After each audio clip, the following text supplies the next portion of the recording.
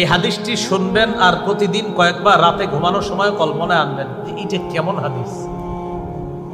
قال رسول الله صلى الله عليه وسلم, নবীজি বলেন, তুহশারুনা হুফাতান উরাতান গুরলা,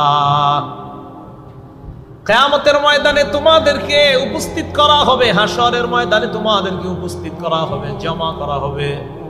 হুফাতা, পায়ে জুতা থাকবে না, উরাতা, দেহের মধ্যে কাপড় থাকবে না, গুরলা, খতনাবিহীন তোমাদেরকে উপস্থিত করা হবে।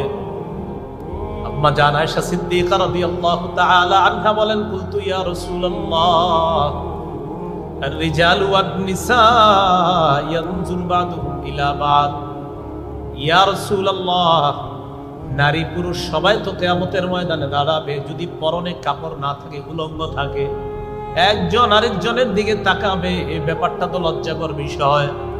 আল্লাহ নবী জবাব দিলেন, আয়েশা, আল আমরু আশাদ্দু মিন আইয়ুহিম্মাহুম যাত, ওই দিনের ব্যাপারটা এত ভয়ঙ্কর হবে, যেই ভয়ঙ্কর পরিস্থিতি মানুষের চিন্তার বাহিরে থাকবে। মানুষ চিন্তা করে যে আমরা মনে করেন আমরা চিন্তা করলাম, হুজুর কেমন দেখা যাবে উলঙ্গ থাকলে, এটা হলো আমাদের চিন্তা। নবীজি কয়, না না, তোমাদের চিন্তারও বাহিরে থাকবে এমন ভয়াবহ পরিস্থিতি হবে। এত ভয়ঙ্কর পরিস্থিতি হবে যে তোমরা তো এখন চিন্তা করতেছো একজন আরেকজনের দিকে কিভাবে তাকাবো, আরে সেদিন তো পেরেশানির কারণে পাশের জন কি উলঙ্গ আছে কিনা এটা দেখার সময় পাবা না। আমি চিন্তা করি মাঝে মাঝে যে পাশাপাশি দুইজন থাকলে একজনের পরনে কাপড় নাই, এটা কিভাবে সম্ভব না তাকানো? তাহলে পরিস্থিতি কতটা ভয়াবহ হলে আমিও তার দিকে তাকানোর সুযোগ পাবো না, নিজের পেরেশানি এতটা ভয়ঙ্কর।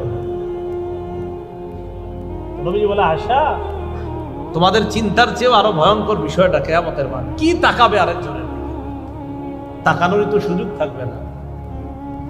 হ্যাঁ, পরে আস্তে ধীরে কাপড়ও পরানো হবে, ইব্রাহিম নবীর মাধ্যমে আবার কাপড় পরানো শুরু হবে।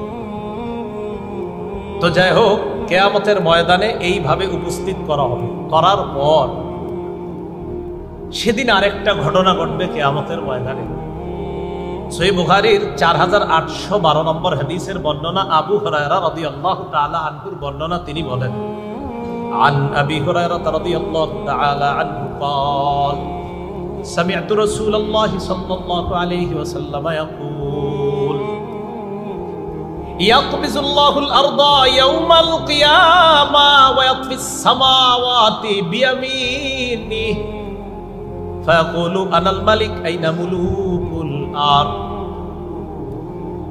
নবীজি বলেন, কিয়ামতের ময়দানে আল্লাহ জমিনটাকে তার কবজায় নিয়ে নিবে, পুরা আসমানগুলা, সবগুলা আসমান পেঁচায়া আল্লাহ তার কুদরতির ডান হাতের মধ্যে রেখে বলবে, এই কিয়ামতের মাঠের সমস্ত মানুষ, আনাল মালিক, আমি বাদশাহ,